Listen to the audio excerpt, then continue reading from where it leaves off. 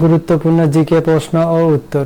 সম্প্রতি অধ্যাপক doctor Mohammad ইউনূসকে delete degree প্রদান করে চট্টগ্রাম বিশ্ববিদ্যালয়। সম্প্রতি সরকার কোন দুটি সংস্থা বিলুপ্তির উদ্যোগ নিয়েছে? জাতীয় রাজস্ব বোর্ড এনআরবি ও অভ্যন্তরীণ সম্পদ বিভাগ আইআরডি। মুসলিম রেনেসার কবিকে ফররুখ আহমেদ। সোনাকান্দা কেল্লা কোথায় অবস্থিত? বন্দর নারায়ণগঞ্জ। 2025 সালের বৈষয়িক মানব উন্নয়ন প্রতিবেদনের শীর্ষ দেশ আইসল্যান্ড। বাংলাদেশের অবস্থান 130তম। ক্রলিং পেগ সিস্টেম কি? একটি সীমার মধ্যে থেকে ডলারের দাম ওঠানামা। আস্থা কোন ব্যাংকের digital banking app? BRAC bank. সম্প্রতি চাঁদে জিপিএস প্রযুক্তি বসাচ্ছে কোন দেশ?